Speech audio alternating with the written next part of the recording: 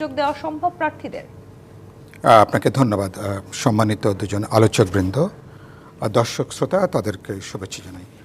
আমি শুরুতেই গাজায় যে অব্যাহত যে গণহত্যা চলছে, ইসরায়েলের জায়নবাদী যে গণহত্যার দায় অভিযুক্ত নেতানিয়াহু চক্রের, এই ঘটনার তীব্র নিন্দা জানাই, প্রতিবাদ জানাই এবং অনতিবিলম্বে গাজা, রাফা সহ পুরো অঞ্চলে গণহত্যা বন্ধের দাবি জানাই।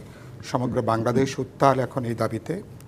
বাংলাদেশ আমরা আমাদের সংহতি জানাই স্বাধীন ফিলিস্তিন রাষ্ট্রের যে দাবি তার প্রতি, এবং আন্তর্জাতিকভাবেও মনে করি বাংলাদেশের জনগণের এই বার্তাটা সঠিকভাবে ইন্টারন্যাশনাল কমিউনিটিকেও ঠিক মতন দেওয়া দরকার।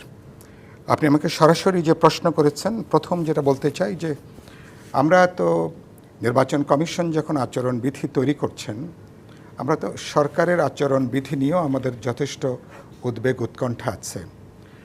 সেটা নিয়ে নিশ্চয়ই আপনার কোনো একটা অনুষ্ঠানে সেটা আমরা আলাপ আলোচনা করব আরেকটা দিন। তো সরাসরি যদি আপনার প্রশ্নের উত্তরে আসে, আমি প্রথম যেটা মনে করি যে গুরুত্বপূর্ণ স্টেক হোল্ডার হচ্ছেন রাজনৈতিক দলগুলো। রাজনৈতিক দলগুলোর সাথে আলাপ আলোচনা করেই আচরণবিধিটা চূড়ান্ত করা দরকার। তারা যদি এককভাবে এটা চূড়ান্ত করতে চান, অনেকগুলো যেমন ভালো হয়তো প্রস্তাবনা আছে, কিছু প্রস্তাবনা হয়তো বা বিতর্কেরও জন্ম দিতে পারে। তাদের উচিত হবে এটাকে খসড়াটাকে প্রকাশ করা, রাজনৈতিক দলগুলোকে যুক্ত করা, তাদের মতামত নেওয়া, তাদের সাথে আলাপ আলোচনা করে পরামর্শক্রমে এটাকে চূড়ান্ত করার জায়গা। আমি যেটা ব্যারিস্টার শামীম হায়দার পাটোয়ারি একটু আগে বলছিলেন, আমি মনে করি গোটা নির্বাচনটা এটা একটা কালেকটিভ একটা অর্কেস্ট্রা, মানে যৌথ একটা অর্কেস্ট্রার মতন। এখানে স্টেক হোল্ডার কারা? প্রধানত রাজনৈতিক দল, নির্বাচন কমিশন, এখন যে অন্তর্বর্তী সরকার আছেন তারা, এবং শেষত হচ্ছে প্রধান ভোটাররা, আমাদের জনগণ। তাদের একটা সম্মিলিত চেষ্টা হচ্ছে একটা অবাধ, নিরপেক্ষ, বিশ্বাসযোগ্য নির্বাচনের এটা হবে কি হবে না। সেদিক থেকে আমি প্রথম যেটা বলতে চাই যে সরকারের রাজনৈতিক সদিচ্ছাটা সবচেয়ে গুরুত্বপূর্ণ। শামীম হায়দার পাটোয়ারি কিছু প্রশ্ন উত্থাপন করলেন। সরকারের রাজনৈতিক নিরপেক্ষতা নিয়ে কি সবাইকে আমরা একমত? ইতিমধ্যেই সরকার নানা প্রশ্নের তারা জন্ম দিয়েছেন। তো সুতরাং নির্বাচন কমিশনে এখন যারা আছেন তাদের সাথে যদি আরও 10 জন ফেরেস্তাকে যদি আমরা যুক্ত করি, সরকার যদি সমস্ত স্টেক হোল্ডার, অংশগ্রহণকারী রাজনৈতিক দলগুলোর মধ্যে 100% তারা যদি নিউট্রালিটি রাখতে না পারেন, তাহলে নির্বাচন অবাধ, নিরপেক্ষ, বিশ্বাসযোগ্য নির্বাচন হবে না। সরকার রাজনৈতিক সদিচ্ছাটা খুব গুরুত্বপূর্ণ। 2 নম্বর হচ্ছে তারপরে রাজনৈতিক দলগুলোর যে সেই রাজনৈতিক দলগুলো যে আলাপ আলোচনা, 3 নম্বর হচ্ছে নির্বাচন কমিশন। কিন্তু এই জায়গাটাতে আমি আপনাকে আরেকটি প্রশ্ন করতে চাই।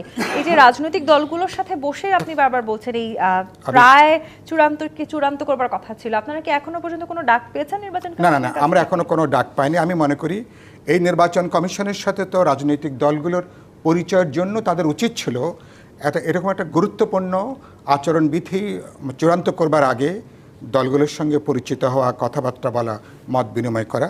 আরেকটা আমি বলতে চাই, ফিল্ড লেভেলে নির্বাচনটা করেন ডিসি সাহেবরা করেন, এসপি সাহেব করেন, থানার যারা ওসি এবং যারা দায়িত্ব থাকে তারা থাকেন, এবং তারা সরকারের রাজনৈতিক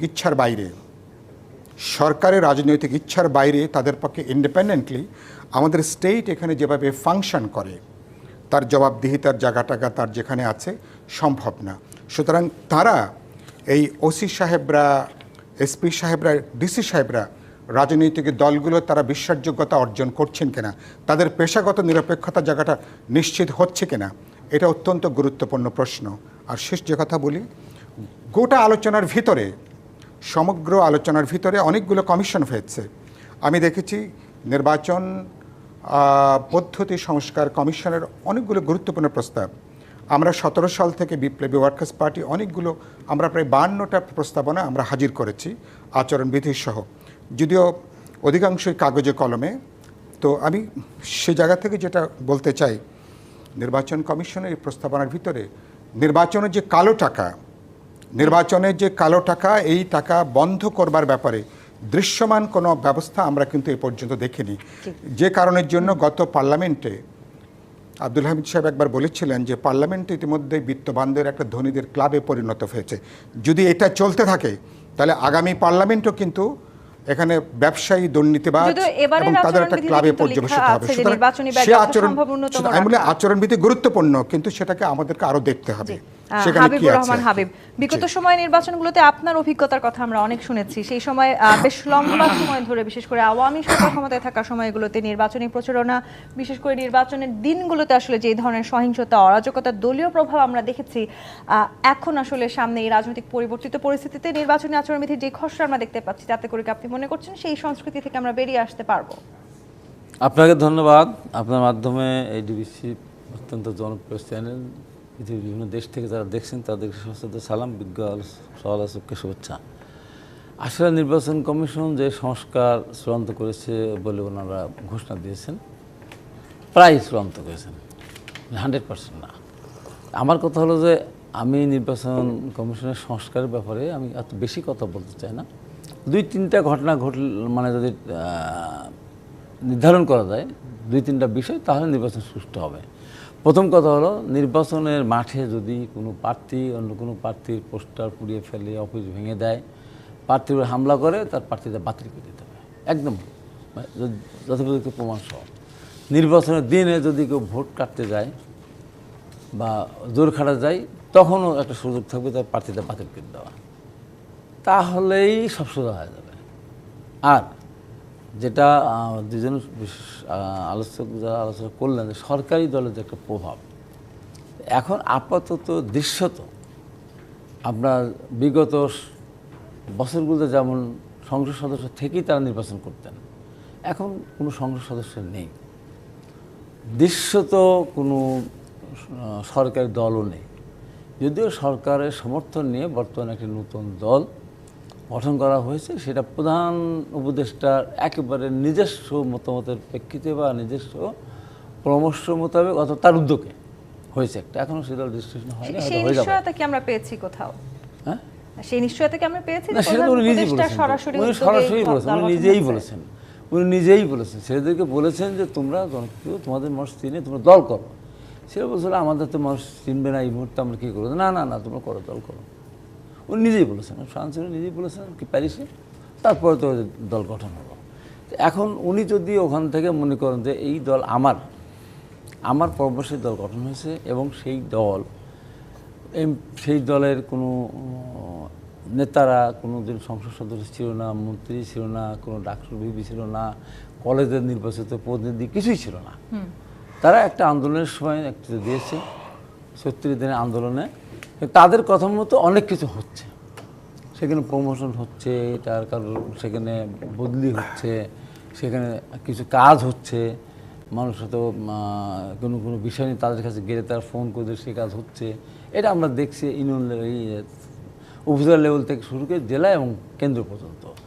সেটাকেই যদি ধরে নেয় প্রশাসন, এরাই হলো সরকারি দল, তাহলে সেখানে ব্যারিস্টার শামীম ওয়াহিদের পার্টি যদি সেই সম্ভাবনা কি বিএনপি দেখছে? না, সেই সম্ভাবনা আমি দেখব না, বিএনপি দেখব না, মানুষের উদ্দেশ্যে আমি কথাগুলি বলছি।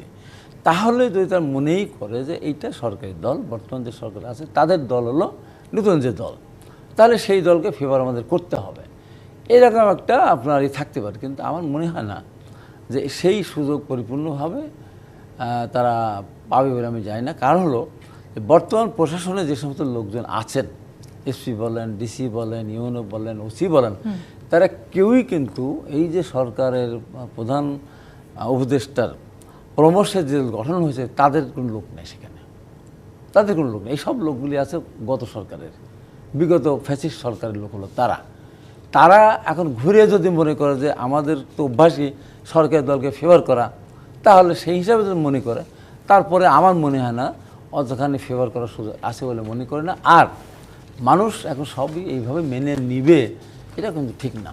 এখন ভাবতে হবে জনগণের ভোটে নির্বাচিত হতে হবে। প্রশাসন সেই যে খুব বেশি ইন্টারফেয়ার করতে পারবে বলে আমি অন্তত এখন এটা মনে করছি না। সেটা ভবিষ্যতে দেখা যাবে। তাদের কার্যক্রম ডিসেম্বর নির্বাচন হয়, তাহলে আমি মনে করি যে নির্বাচন কমিশন যেমন তারা প্রায় চূড়ান্ত করে ফেলেছে, আমি নির্বাচন কমিশনকে বলে এই সাহস নিয়ে আপনি ঘোষণা দিয়ে দেন, নির্বাচন ডেট ঘোষণা করে দেন। এখানে আপনার পুরো স্বাধীন, আপনি স্বাধীন নির্বাচন করেন। আপনি বলে দেন ডিসেম্বর 6 তারিখ বা 9 তারিখ বা 12 তারিখ একটা নির্বাচন ডেট ঘোষণা করে দিলাম। নির্বাচনী তারিখ ঘোষণা